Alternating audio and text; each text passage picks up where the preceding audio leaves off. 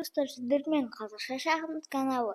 Және бүгін мен сіздерге неге хан әлсіз екенін айтатын боламын.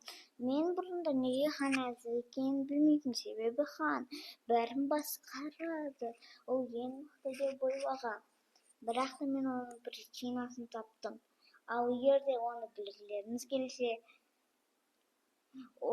бұл ютубтық экскурсия деп санаңыз. Экскурсияға билет керек.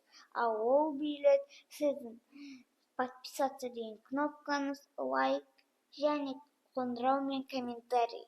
Бұл өте тегін. Сол үшін бұл тегін билетті жіберіп алмаңыз.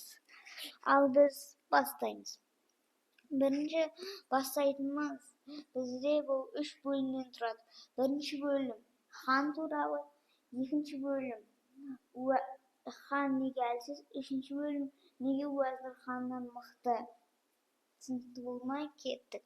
Хан ол шахматтағы ең маңызды фигура. Ханға шабуыл жасаса шах болады, ол қашу керек. Ал егер де ол ұтылса, қашатын жері жоқ, мат болады. Бұл шах пен мат сөзінен шахмат сөзі осыдан оның аты солай аталған. Шах деген сөз хан, патша, мат деген сөз өлді, патша өлді деп аударылады шахмат. Және де айта кетейін, хан бір шаршы тігінен, бір шаршы қиғаш, бір шаршы көлденең жүре алады. Және де хан бір шаршы ғана жүре алса да оның бір супер күші ол ауыз түйісі sayылады, ладьямен қосылып. Бұл оның ерекшелігі басқа фигуралардан. Және тағы бір ерекшелігі ол шах қоя алмайды. Қызық, шах қоя алмайды. Бүкіл фигура корольден басқа шах қоя алмайды. Бірақ шах қоюға хан жол ашып бере алады. Мысалға, ақ хан және ақ слон тұр. Бір рядта. Ол рядта қара король бар. Ол жылжыса, ақ король. Онда слон қара корольға атады. Осылай шахқа ол жол ашып бере алатын күш қуаты бар. Және де енді патша туралы сіздер толықтай білген шығарсыздар. Енді неге патша әлсіз? Ханның, яғни патшаның әлсіз болған себебі бар. Себебі сіздер көрмейсіздер, бұл Еуропа және Индияда шыққан. Енді қазақтарды хандар шайқасады.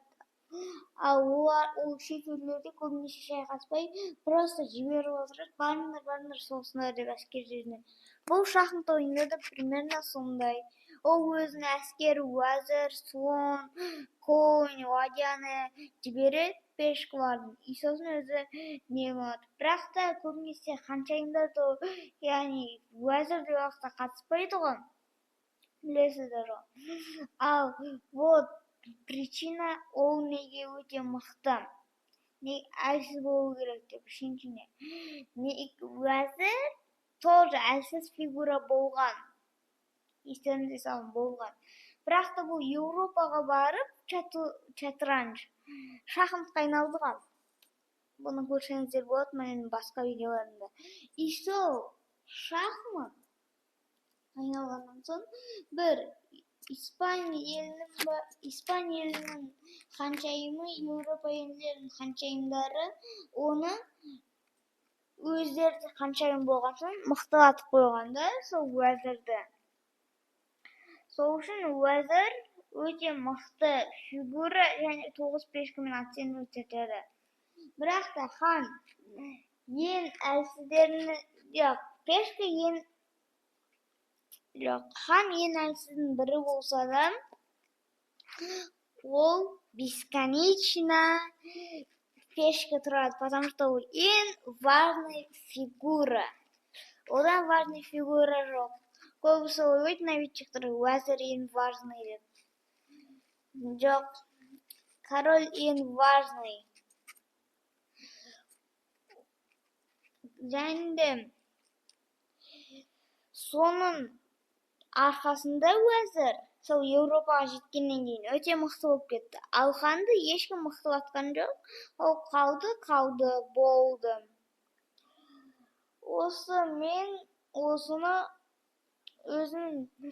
мен тауып алдым. Қалай екенін түсіндім енді. Бұл менің мнением, бірақ та мен осылай деп ойлаймын. Сіздер ше, оны комментқа жазып кеттіңіздер. Мен бүкіл комментті оқимын. Бірақ та маған аз коммент жазады. Жақсы, сау болыңыздар.